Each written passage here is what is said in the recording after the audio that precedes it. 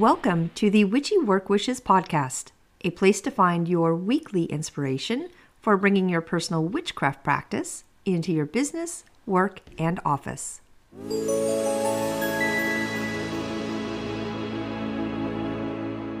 Welcome to Witchy Work Wishes. I'm your host, Charlene, and I would love to be the first one to say Happy Beltane to each of you.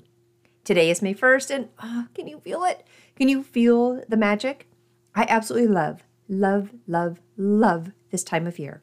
So welcome to today's podcast, which happens to be number 81.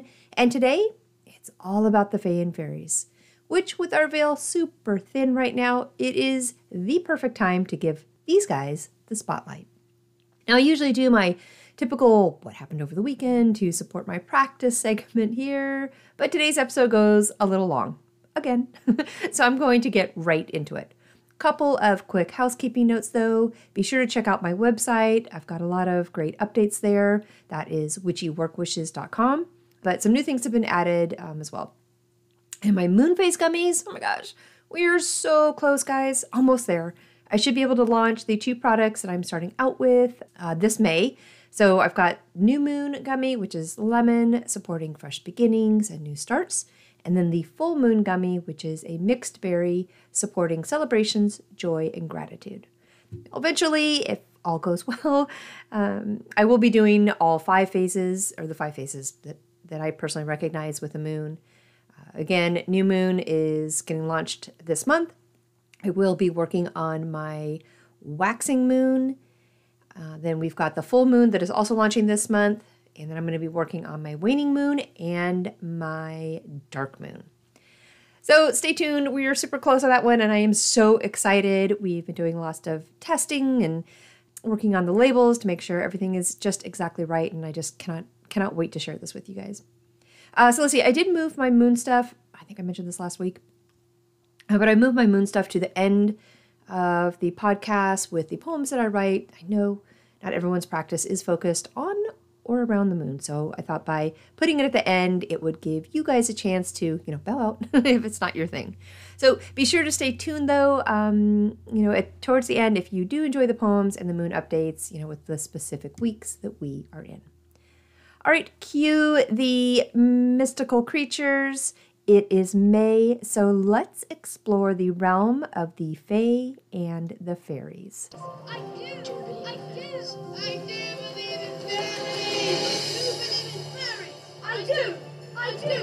do believe in fairies. I do.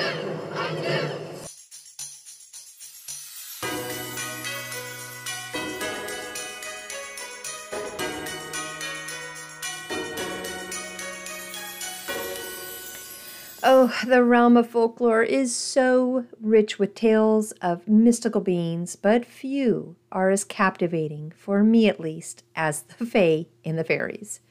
These diminutive creatures have captured the imaginations of people for centuries, appearing in folklore, in our history, in our literature, and art across cultures worldwide. Now, I had a fun episode last year about fairies, but for today's podcast, I really wanted to dive deeper into the origins, into the characteristics, and into the cultural significance of the Fae and Fairies. Now, the origins of the Fae specifically are deeply rooted in our ancient history and mythology. Across different cultures, there are variations, of course, of these supernatural beings, each with its own unique traits and characteristics. Now, in Celtic mythology, for example, the Fae are often depicted as otherworldly beings who reside in the hidden realms of forests and meadows. They are associated with nature, possessing both, that mischievous and benevolent nature to them. Now, fairies, on the other hand, have more of a widespread presence in our history, appearing in various forms and interpretations throughout it. From the graceful beings of European folklore to the mischievous sprites of English tales, fairies almost always embody that diverse array of traits and attributes, depending on where we are looking. Now, over time, their Their portrayal has evolved, though, right? Influenced by cultural shifts and literary interpretations. Yet, their essence, honestly, as a mystical entity, remains constant. So the origins and evolution of the Fae and Fairies, it's just really deeply intertwined with ancient folklore and mythology. And honestly, it really does span cultures across the globe.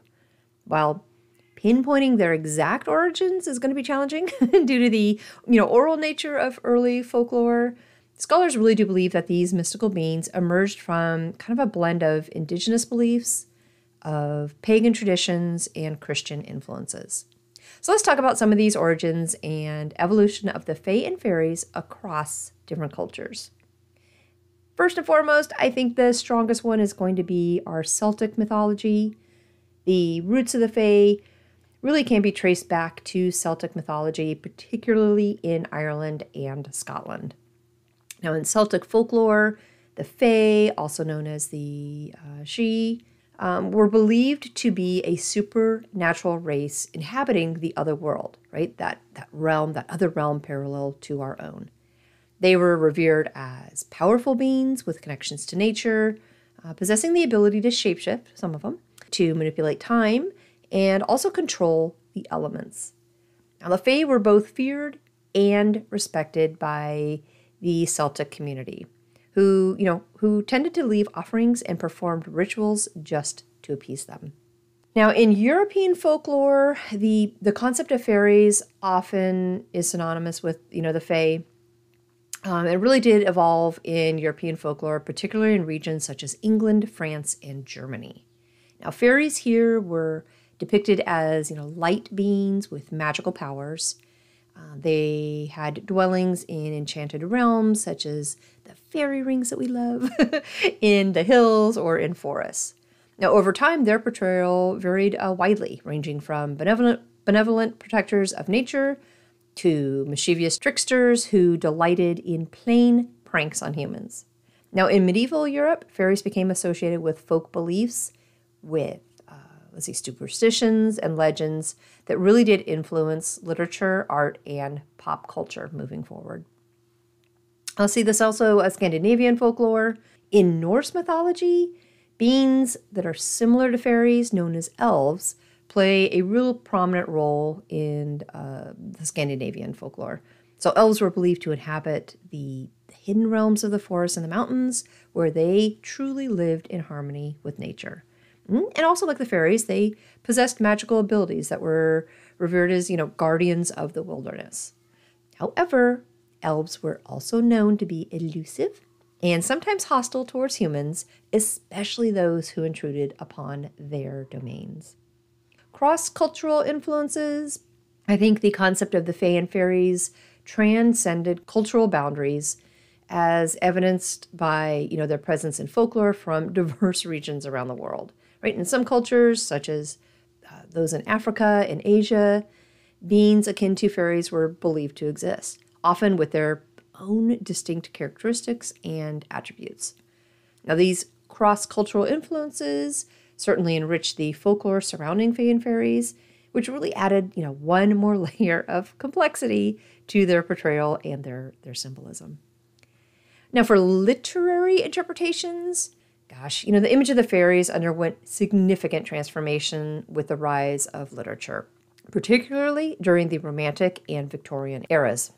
Writers such as William Shakespeare, Edmund Spenser, certainly the Brothers Grimm, they immortalized fairies in their works, which really shaped popular perception of these mystical beings. Fairy tales in particular really did play a crucial role in disseminating fairy lore to a wider audience, which really cemented their place in our collective imagination. For origins and evolution, the Fae and Fairies, I think, really are a testament to the enduring power of folklore and mythology to captivate the human imagination.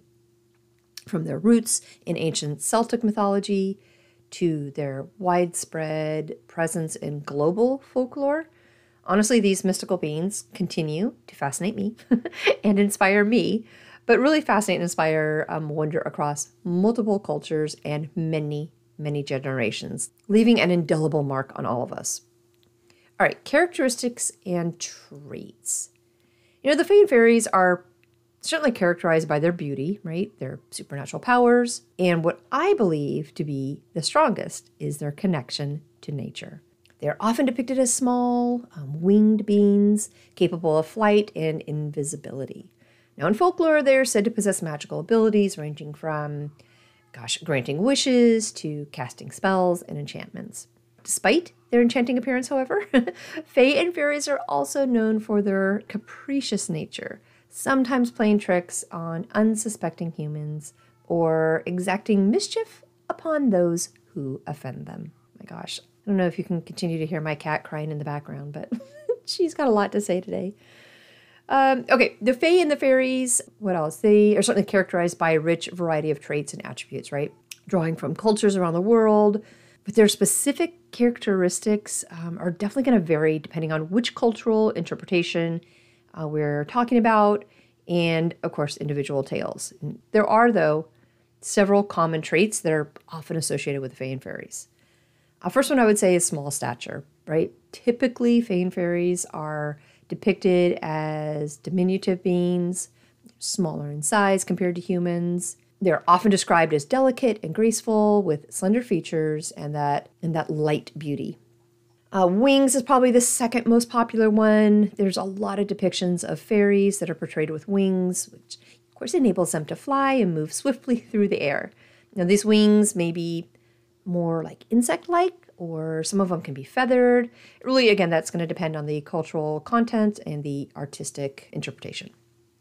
So magical abilities, I think the Fae and Fairies are pretty renowned for their supernatural powers and abilities. They are often depicted as possessing a wide range of magical talents, including like the ability to cast spells, enchant objects, and certainly manipulate our natural elements, water, air, fire, and earth. Now, some fairies are even said to have the power of foresight or even the ability to grant wishes. Now, connection to nature, I think that is probably the most common association with the Fae and the Fairies. I believe they are deeply intertwined with the natural world, serving as guardians of the wilderness and all of its inhabitants. I mentioned these specific landscapes that are most often associated with them, like the forest, the meadows, bodies of water even, but it is where they reside in these hidden realms that, are accessible only to those who possess the sight to see them. So let's see, what else for some characteristics? The capricious nature for sure. While the Fae and Fairies are often depicted as benevolent beings, they are also known for their capricious and sometimes mischievous nature, right? They may play tricks on unsuspecting humans, or, could exact revenge on those who offend them, which highlights their unpredictable and sometimes fickle disposition. Longevity, this is what I just don't know much about. I wasn't able to find a bunch of specifics on how long the Fae and Fairies live. In some folklore traditions, Fae and Fairies are said to possess immortality, or certainly greatly extended lifespans, living far longer than humans, but I'm really not sure what that means, as far as our own personal concept of time. This longevity definitely adds to their aura of, mystery and otherworldly wisdom. Shape-shifting is or can be a characteristic. Some of the Fae and Fairies are known for their ability to change form, appearing in various guises maybe to interact with humans or conceal their true nature. They may take on the appearance of animals. They can take on the appearance of plants or even inanimate objects, which certainly adds to their elusive nature. For the otherworldly realms in their characteristics, the Fae and the Fairies really are believed to inhabit hidden realms, that are beyond our mortal world, such as those amazing fairy rings, hills, or even, the enchanted forests. These otherworldly domains are often depicted as magical and surreal landscapes where time just flows differently, and the laws of nature are subject to fairy whims. Oh, I just want to go there, don't you?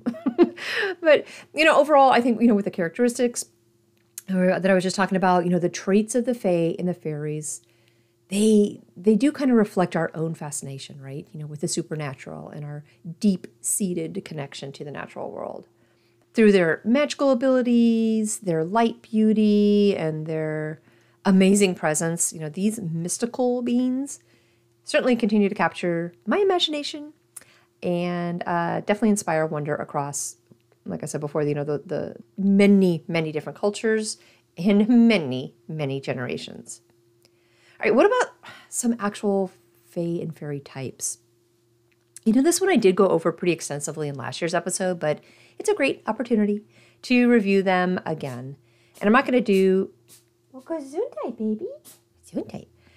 While it's going to be impossible. It's going to be impossible to provide an exhaustive list of every type of fairy due to the mere and sheer diversity of folklore and mythology worldwide.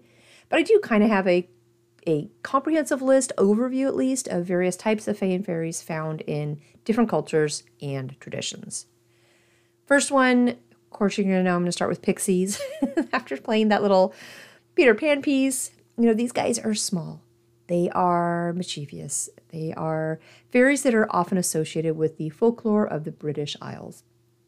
They are known for their playful nature and their strong desire for pranks. Now, sprites, these are elemental fairies, and they really are associated with the natural elements of air, water, fire, and earth. They embody the essence of their respective elements and often inhabit specific environments. And so we've got brownies. These guys are helpful household fairies that are really known for assisting us with our chores and our domestic tasks in exchange for offerings of food or maybe milk. They're typically friendly and industrious little beings. Now with elves, they really are that humanoid fairy that is often depicted as elegant and graceful with pointed ears and magical abilities. They are certainly associated with wisdom, nature, and craftsmanship. Now, nymphs, they are the nature spirits associated with specific natural features. Think of our forests, rivers, mountains, and meadows here. They really are depicted as beautiful, light beings who embody the spirit of their habitats. Gnomes, we love our gnomes. Earth-dwelling for sure. These fairies are, known for their affinity for gardens and the underground realms. They are depicted as stout, bearded creatures with a deep, deep connection to the earth and all of her secrets. Fair folk, this is kind of a general term used to describe various types of fairies and supernatural beings found in Celtic and European folklore. They are often depicted as mysterious, maybe, a little unpredictable, but they're creatures with magical abilities. Now, the she, is that she or C? Sidhe. I think it's pronounced she, see. Anyway, they are a race of supernatural beings from Celtic mythology, and they are often associated with hills, with mounds, and burial sites. They are considered very, very powerful beings. Now, with our fauns and satyrs, these are our half-human, half-goat creatures that are really associated or highly associated with fertility and our wilderness. They are often depicted as playful, they're lustful beings who inhabit our forests and our rural areas.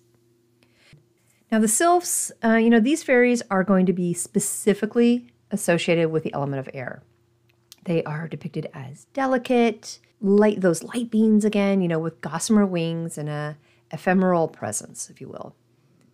The undines are water nymphs, and these fairies are going to be specifically associated with rivers, with lakes, and with oceans. They are depicted as beautiful, mermaid-like creatures with the ability to manipulate water and control aquatic life. Now, dryads, love the dryads, right? These are our tree nymphs associated with forests and woodlands. They are depicted as light beings again who inhabit trees, and they are closely connected to the life force of the forest. Trolls, these guys are, powerful and often menacing creatures found in Scandinavian folklore. While they're not always considered fairies, in our traditional sense that we're talking about, they do share many characteristics with other supernatural beings. Hobgoblins, these guys are mischievous and sometimes helpful spirits found in English folklore. They are known for their playful antics and trickster nature. I'm not sure if I'm going to say this one right. Is it will-o'-the-wisps? Will-o'-wisps? Will-o'-the-wisps? But anyway, they are mysterious lights or spirits that are often associated with marshes, with our swamps, and other wetlands. They are said to lead travelers astray with their flickering glow. Now, changelings, if you're going to be a little frightened of fairies, this is the one. Now, these guys are the fairies believed to replace human infants with their own offspring. Changelings often are depicted as sickly, maybe even strange children who exhibit unusual behavior. Now, our kelpies, these guys are our water spirits from Scottish folklore. They are often depicted as shape-shifting horses that lure unsuspecting victims to their watery demise. Banshees, this one is a female-only spirit. They are from the Irish folklore, and they really are associated with death and the supernatural. They are said to wail or keen to foretell the death of a family member. Puka, these guys are shape-shifting spirits from Celtic folklore, known for their mischievous or sometimes malevolent behavior. They are often depicted as tricksters who really do delight in causing chaos. Now, leprechauns, very familiar with those guys. Small, right, solitary fairies from Irish folklore, known for their love of mischief and their hidden pots of gold. We are going to most often see leprechauns depicted as maybe like a shoemaker or a cobbler of sorts. Merfolk, gosh, these guys are mythical creatures with the upper body of a human and the lower body of a fish. So mermaids and mermen are often associated with the sea and are, depicted as beautiful and seductive beings. Selkies, these guys are actually seals that can shed their skins to become human. Selkies are often depicted in Scottish and Irish folklore as enchanting beings who really are capable of transforming between human and seal form. Let's see if I'm going to say this one right. Hudefolk, Huldefolk. These are hidden people or elves from Icelandic folklore, and they are believed to inhabit rocks, inhabit mountains, and other natural features that are associated with both benevolent and malevolent acts. Tile with Tag, if I said that one right. There's a lot of names in here that we're getting to that I do not know exactly how to pronounce, but these guys are fairies from Welsh folklore, known for their beauty and magical abilities. They are often depicted as helpful, maybe sometimes mischievous beings who inhabit the forest, the lakes, and the hills. Now the next one is, I believe, pronounced Groged Anwin. Yes, I'm so sorry. But they are water spirits from Welsh folklore that is definitely associated, or they are definitely associated with lakes and rivers.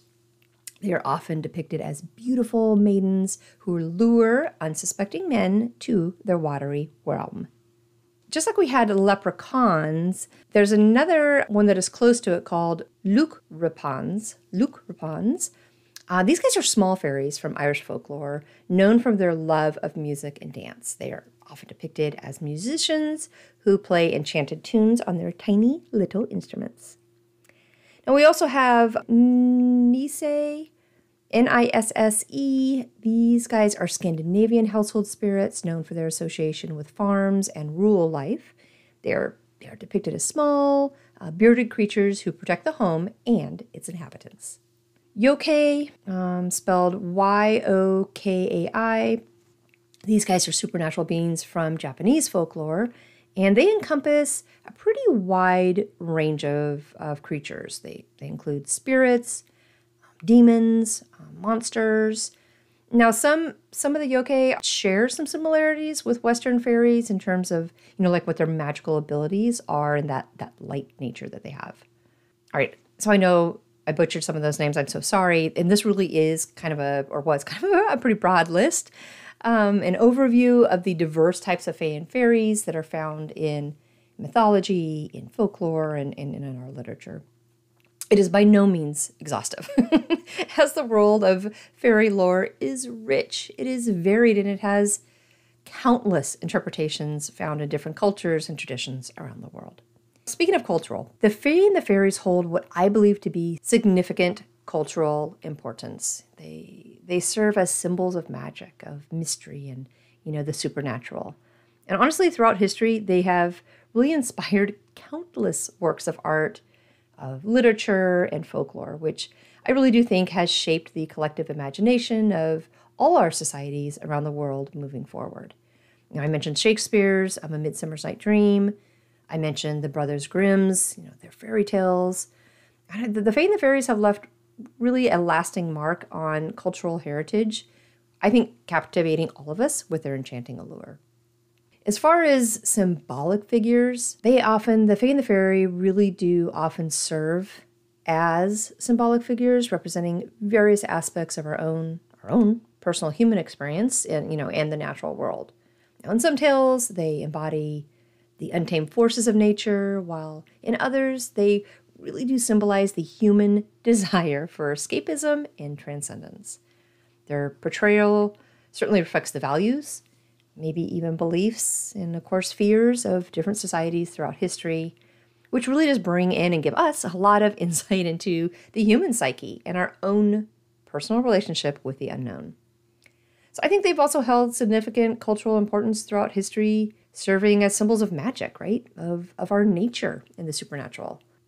They have also held, significant cultural importance throughout history, serving as, those amazing symbols of magic and nature and the supernatural. All right, what are some of their cultural areas of significance?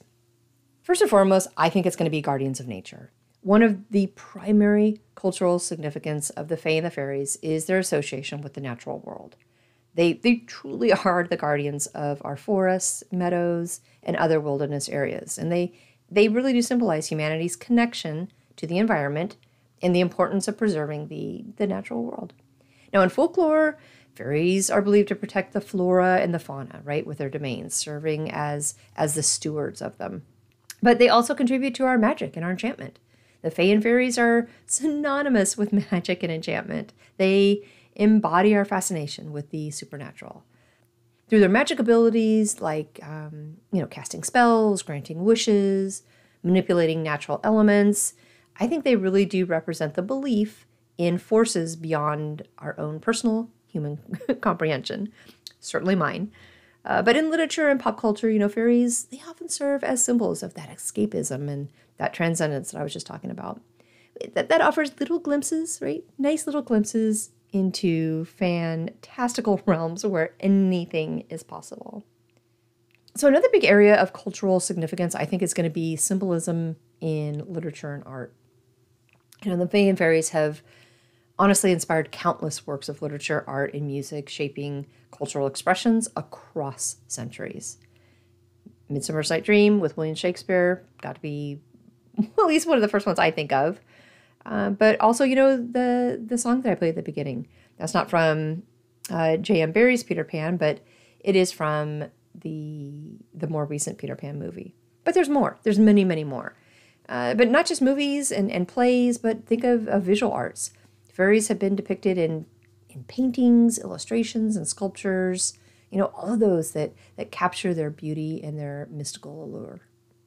Now, the Fae and Fairies often serve as a symbolic figure too, right? That allegorical figure, if you will, representing various aspects of human experience in the natural world. In some traditions, they embody the untamed forces of nature, which symbolizes, that wild, that unpredictable aspect of existence. And in other traditions, they represent, I think, just the human desire for connection with the divine and the quest for enlightenment and self-discovery. Their portrayal really does reflect cultural values, cultural beliefs, certainly our fears. All that offers insights into the human psyche and our relationship with the unknown. But speaking of cultural heritage and identity, I believe the Fae and Fairies are integral to our own personal cultural heritage and identity, particularly in the regions where the traditions are deeply rooted. In Celtic cultures, for example, the Fae hold a special place in mythology, serving as symbols of ancestral wisdom, right? And spiritual connection.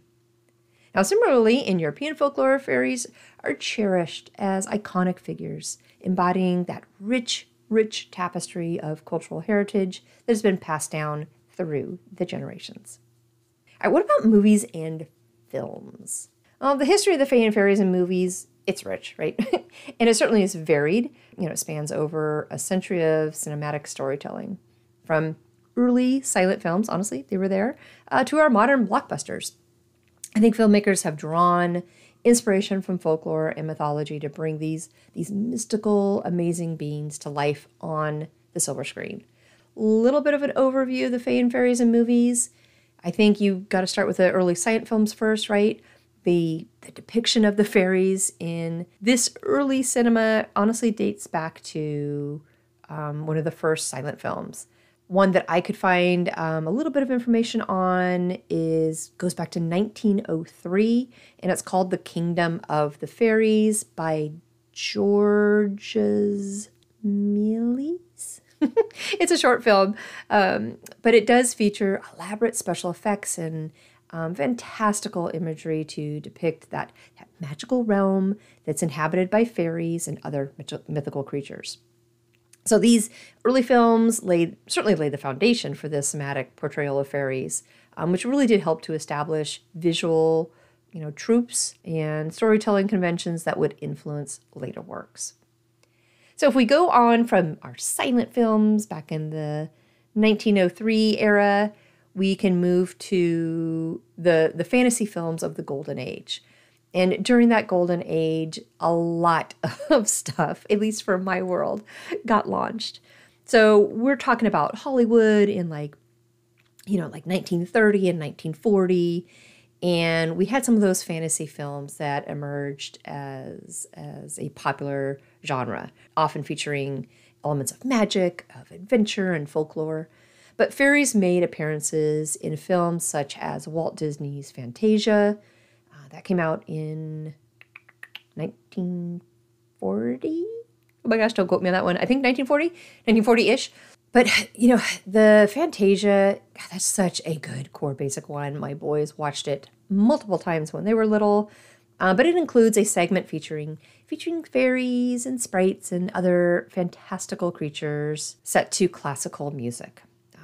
I can't tell you how often I played the DVD for my boys when they were little. But these films introduced fairies to a wider audience for sure, and it really did solidify their place in popular culture. So moving on, Disney kept true, and really animated films played a significant role in popularizing fairy tales and folklore. Disney had their classics come out in the 1950s. This was Cinderella. I think that was 1950-ish. Certainly Peter Pan. Again, these are the cartoon, right? The cartoon versions. 1953, I think, was Peter Pan. Sleeping Beauty was 1959. And they all featured fairy characters such as the fairy godmother. We have Tinkerbell. We have the Blue Fairy. But each of them contributed to the enduring legacy of fairy lore in animation. Now, moving forward into more recent decades, oh my goodness, advances in visual technology, those visual effects, oh my gosh, they allowed filmmakers to create an increasingly immersive and realistic depiction of fantastical worlds and creatures.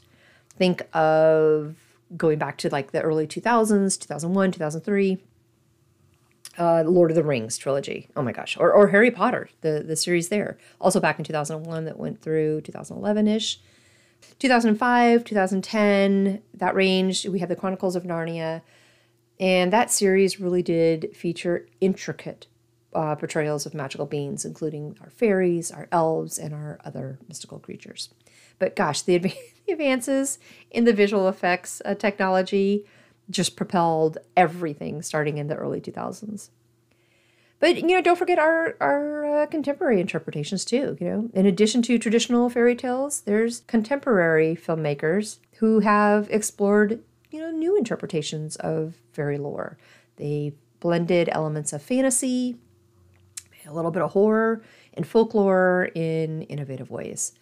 Pan's Labyrinth, back in 2006, for example, combines pretty dark fairy tale themes with historical drama. Creates that haunting, if you will, and visually stunning exploration of a young girl's journey into a mythical underworld inhabited by strange and wondrous creatures. Now, even our independent and foreign films have dabbled in this. Outside of the mainstream Hollywood cinema, I think independent and foreign filmmakers have contributed well to the cinematic portrayal of fairies and mythical beings. Films, back in '99, there was a film, A Midsummer's Night Dream, directed by Michael Hoffman. Think of Song of the Sea in 2014, that was directed by Tom Moore. Both of those offer unique perspectives on fairy lore, drawing inspiration from literature, folklore, and cultural traditions. So, the history of the Fae and fairies in movies, gosh, I love it. I love all of it. It really does reflect the enduring appeal of these mystical beings and their ability to captivate audiences with tales of magic, adventure, and wonder. From our early silent films to modern blockbusters, I really do think filmmakers continue to explore the rich, rich, rich tapestry of fairy lore, bringing these enchanting creatures to life on the big screen for audiences around the world to enjoy. All right, it wouldn't be a Witchy Work Wishes podcast without bringing the Fae and Fairies into our office and corporate world. Now, bringing that Fae and fairy magic into your office can infuse your workspace with that enchantment that we've been talking about so far, that creativity and that touch of whimsy.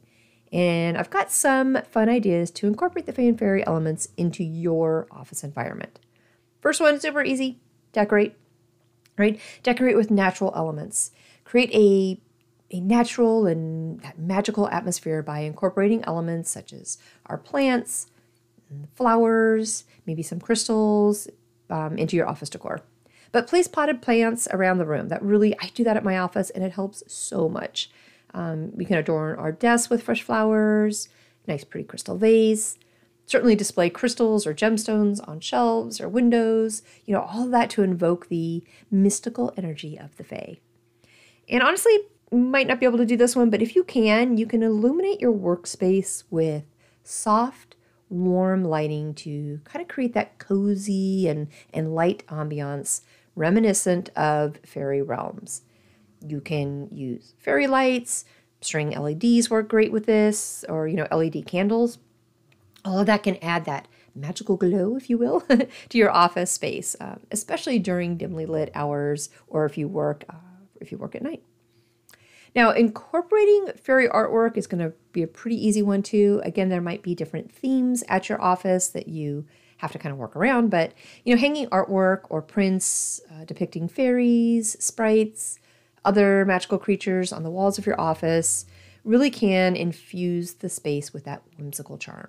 So look for pieces that certainly resonate with you, right? First and foremost, but that inspire creativity, whether they're classic illustrations or contemporary paintings, or then that fantastical, photographs that we mentioned earlier.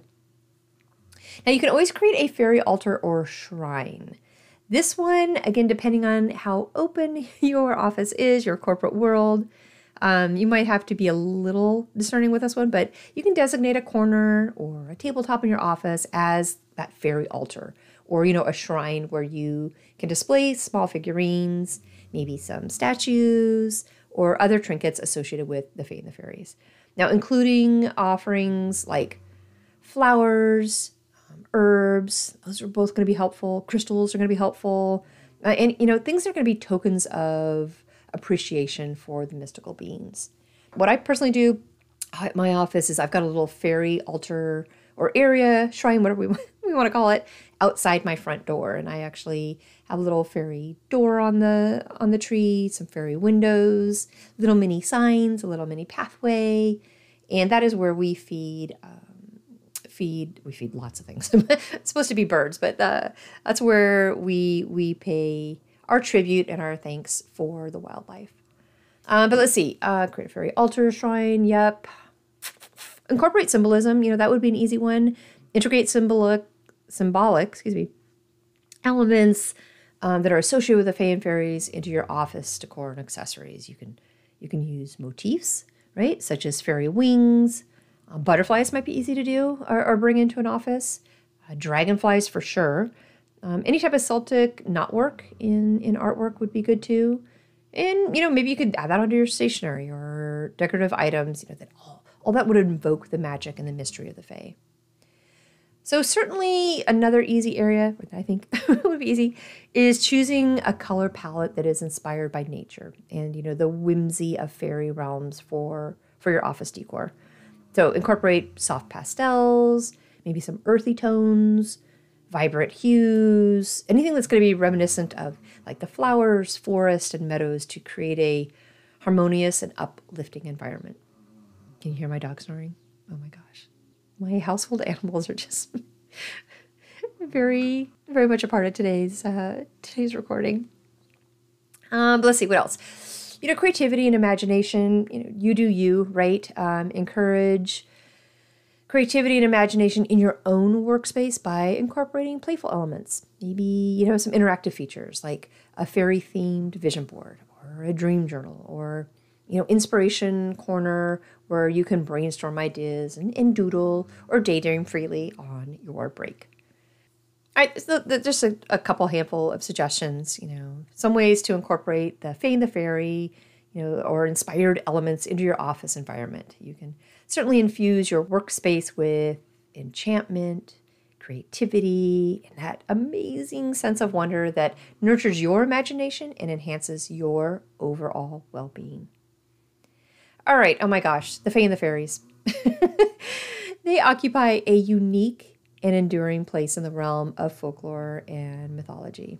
Honestly, as symbols of magic, they are also symbols of nature, of the supernatural, all those amazing things. But they really do continue to captivate my imagination, and they continue to inspire wonder across cultures and generations. Whether they are portrayed as benevolent guardians of the natural world, or they are portrayed as mischievous tricksters, I think the Fae and Fairies, in that realm, invites us to explore the mysteries of the unseen realms that lie just beyond our level of understanding. Now, I do have a poem for you all about the Fae and Fairies, of course. It is a new one that I have written, so I will go grab that, and I will be right back.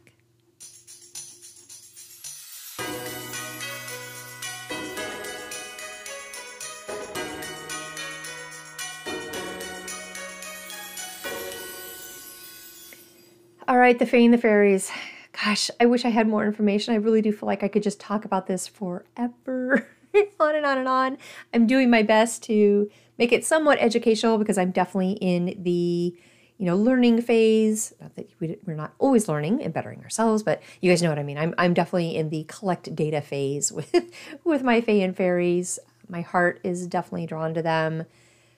That realm that is just out of reach and where they play and live. So I think my next step for you guys and for me, just to keep the momentum of learning and moving forward, is really going to be to have somebody who is more of an expert, not more of. I'm by no means an expert in Fae and Fairies, but somebody who can come in and just talk with us or talk with me, and I can just record and let the conversation go where it organically goes. But somebody that knows what they're talking about, that is my promise to you. I'm going to look into that, hopefully to add in near in the future so we don't have to wait a whole nother year. May seems to be when I focus more on the Fae and Fairies, just with that May 1st and Beltane veil that is so thin. But that is not my goal, to bring somebody in who can adequately and knowledgeably walk us through the Fae and the Fairies. But for today, I do have a poem that I wrote and I would love to share with you, so here we go.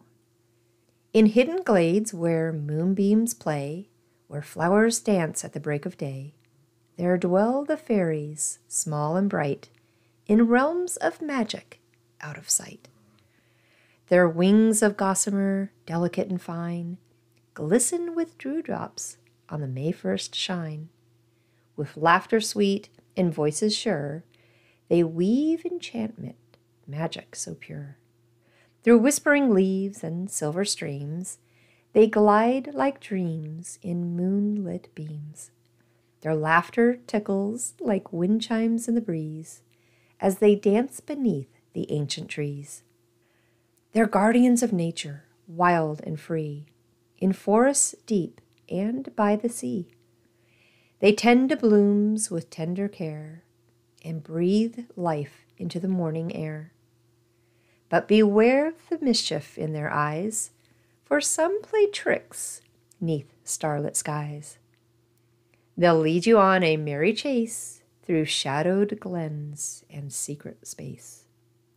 So if you chance upon their realm, tread lightly and with heart like helm, for fairies hold a magic rare, a glimpse of which few mortals share. In twilight's glow where realms collide, the fairies dance forever tied to the earth, the sky, the sea, in whispered tales of mystery.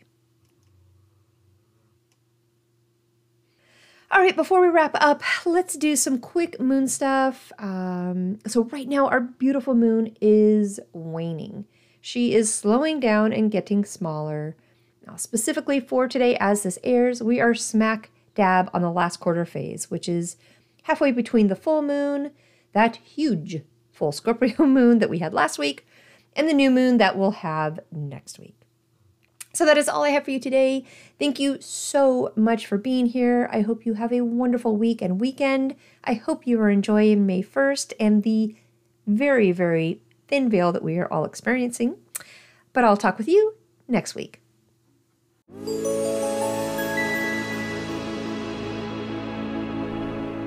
Thank you for joining me today at Witchy Work Wishes, a place to find your weekly inspiration for bringing your personal witchcraft practice into your business, work, and office.